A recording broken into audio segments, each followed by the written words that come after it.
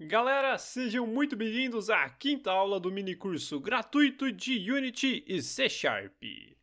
E como vocês se lembram, na aula passada, nós adicionamos o sprite do nosso player na nossa cena. E logo em seguida, adicionamos um collider e um rigid body a ele. O que significa que já estamos prontos para programar a sua movimentação. E para isso, veremos aqui na aba Projects, clicaremos com o botão direito, iremos em Create e Folder. E será nessa pasta que estamos criando agora que estaremos guardando os nossos scripts. Então, colocaremos em seu nome Scripts e apertaremos Enter para confirmar. Com ela criada, iremos dentro dela para criar o nosso primeiro script. E para isso, dentro dela, clicaremos com o botão direito, iremos na opção Create e depois em C Sharp Script. E em seu nome colocaremos Movimento do Jogador. E apertaremos Enter para confirmar. E agora, aproveitando que estamos criando um script, vale lembrar uma coisinha bem importante. E essa coisa é que nós não podemos renomear os nossos scripts. E não podemos fazer isso pois, quando criamos um script, a Unity armazena o seu nome. O que significa que todas as vezes que ela vai procurar o nosso script, ela o procura pelo seu nome original. E se nós o trocarmos para outro nome, a Unity não o encontrará, o que a deixará extremamente confusa. Então, se quisermos trocar o nome de um script, ou simplesmente trocarmos uma letra de seu nome porque editamos errado, temos de deletá-lo e criar um novo, para que assim não ocorra nenhum erro. Sabendo disso, com o nosso script criado, clicaremos 2 vezes em cima dele para abri-lo. Com ele aberto, precisamos agora criar 2 variáveis. E caso você ainda não saiba o que é uma variável, recomendo que assista a nossa série Começando na Unity, onde, em um de seus vídeos, nós explicamos exatamente o que é uma variável e mostramos diversos tipos dela. Mas resumindo aqui, uma variável nada mais é que um espaço na memória do computador, onde nós podemos armazenar um valor. E um bom exemplo de uso de uma variável seria para definir a velocidade do nosso jogador, guardar a quantidade de moedas que ele coletou, ou até mesmo o nome do nosso personagem. Sabendo disso, iremos agora criar as nossas 2 variáveis. E para isso, viremos aqui em cima do método start e digitaremos public, para que possamos visualizá-la e editá-la no inspector da Unity. E em seu tipo colocaremos float, já que estaremos utilizando essa variável para definir a velocidade do nosso jogador. E como vocês se lembram, variáveis do tipo float armazenam números quebrados, o que é ideal para se definir uma velocidade. Então, em seu nome colocaremos velocidade do jogador. E no final, colocaremos um ponto e vírgula para dizer para a Unity que já acabamos com essa linha. Logo depois, viremos na linha abaixo para criar a nossa segunda variável. E essa variável será uma referência ao componente Rigid Body 2D do nosso personagem. Então, nessa linha digitaremos public, para que possamos visualizá-la e editá-la no inspector da Unity. Em seu tipo colocaremos Rigid Body 2D. Já que, como vimos agora há pouco, essa nossa variável será uma referência ao nosso Rigid Body 2D. Então, para deixarmos tudo muito bem especificado, em seu nome colocaremos o Rigid Body 2D. E no final, ponto e vírgula, para que a Unity saiba que terminamos com essa linha. Tendo essas 2 variáveis criadas, podemos agora criar um método para movimentar o nosso jogador. Sabendo disso, desceremos um pouco o nosso script. E logo abaixo do método update, digitaremos public void. Em seu nome colocaremos movimentar jogador. Abre e fecha parênteses e abre e fecha chaves. E é dentro dessas duas chaves que nós diremos para a Unity o que ela deve fazer para movimentar o nosso jogador. Sabendo disso, dentro dessas duas chaves nós criaremos uma variável para que a Unity saiba qual foi a tecla que pressionamos. Para que assim possamos movimentar o nosso jogador apertando as teclas A e D, ou setinha da esquerda e setinha da direita. E para isso, dentro dela digitaremos float, que será o seu tipo, e em seu nome colocaremos input do movimento. E um input nada mais é que um comando que o nosso computador recebe. Ou seja, sempre que clicamos com o nosso mouse, estamos enviando um input para o nosso computador. Ou sempre que apertamos a barra de espaço, estamos enviando um input para ele. Sabendo disso, logo depois do seu nome, colocaremos um símbolo de igual para dar um valor à nossa variável. E no caso, como estaremos utilizando essa variável para verificar se apertamos as teclas A e D, ou setinha da esquerda e da direita, digitaremos input.getAxisRaw, abre e fecha parênteses. E o comando input.getAxisRaw diz para a Unity verificar um eixo específico. E no caso, como nós queremos verificar as teclas A e D, ou setinha da esquerda e da direita, queremos verificar o eixo horizontal.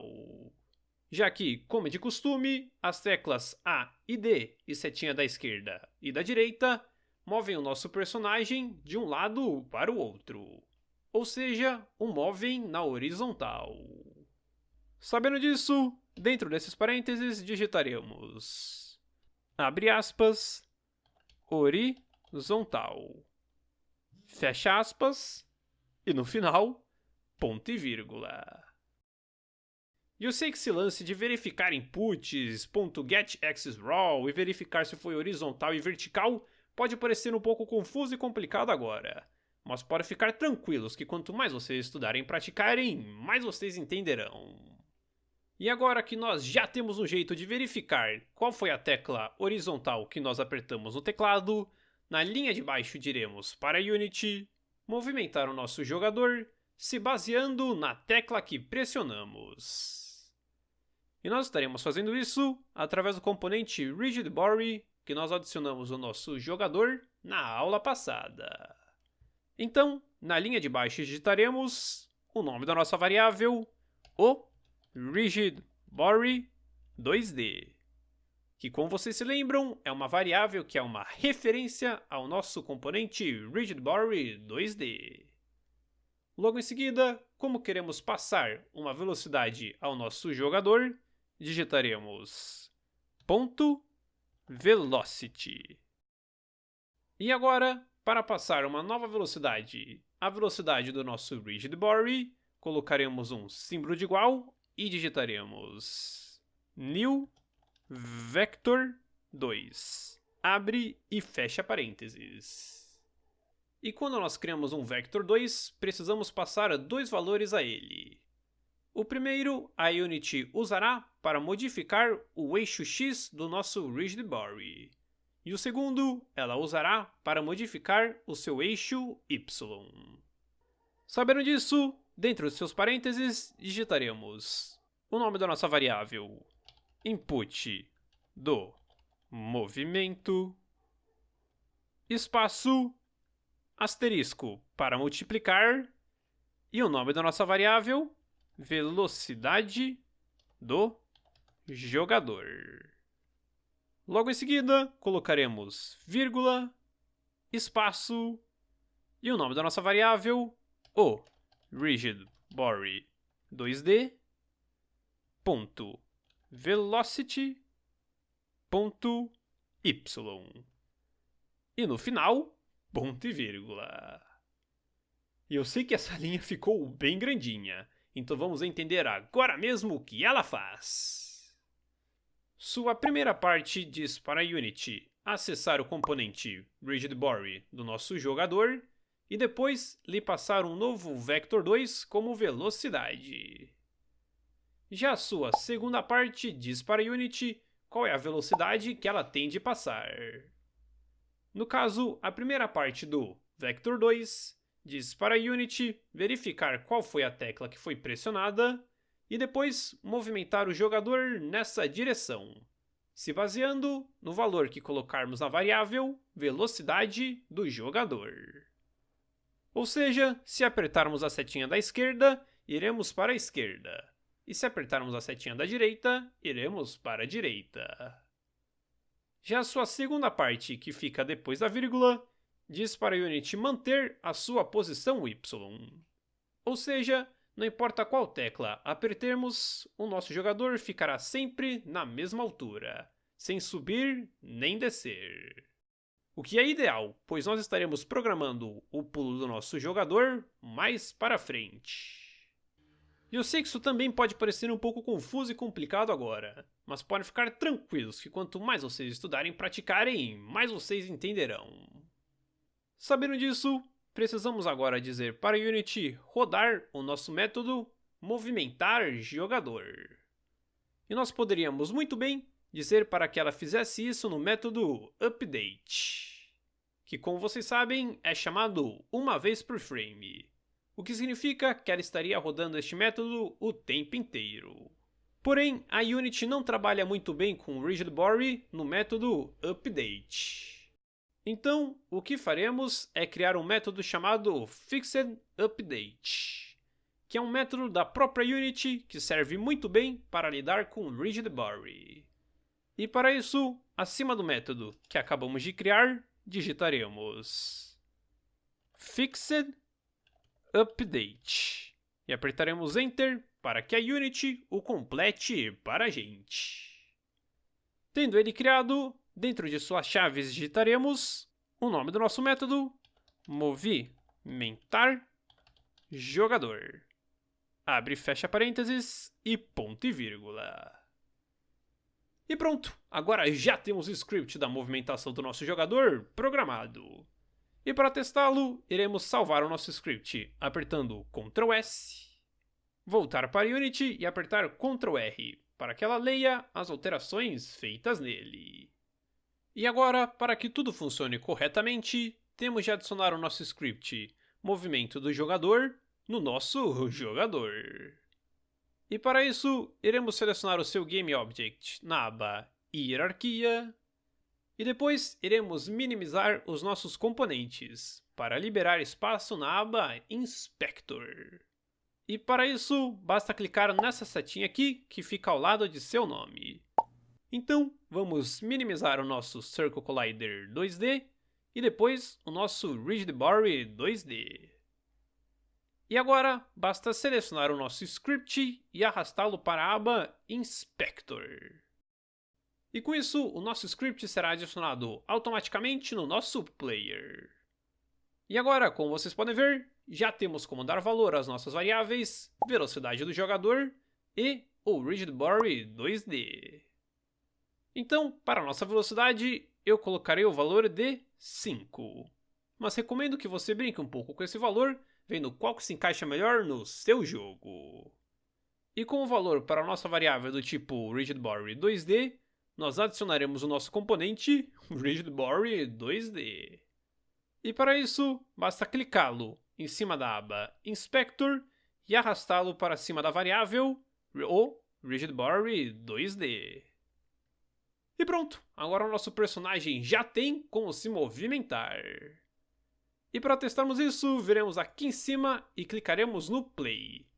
E agora, se apertarmos a setinha da esquerda, ou a tecla A, o nosso personagem se movimentará para a esquerda. E se apertarmos a setinha da direita, ou apertarmos a tecla D, veremos que o nosso personagem também se movimenta para a direita.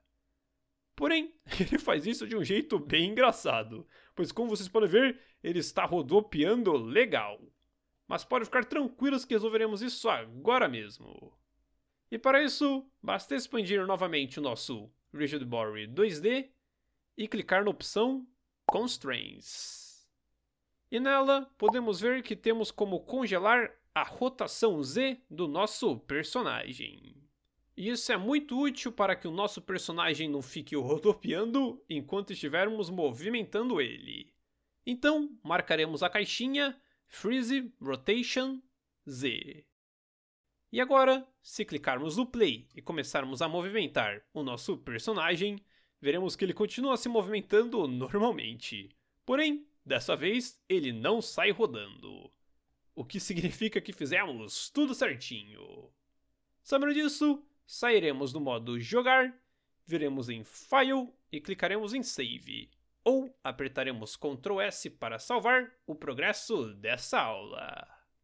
Já que na próxima aula nós estaremos polindo a movimentação do nosso jogador, para que quando ele se movimente para a direita, o seu sprite fique olhando para a direita, e quando ele se movimente para a esquerda, a sua cara vire para a esquerda também. Então, até a próxima aula, desenvolvedoras e desenvolvedores de jogos!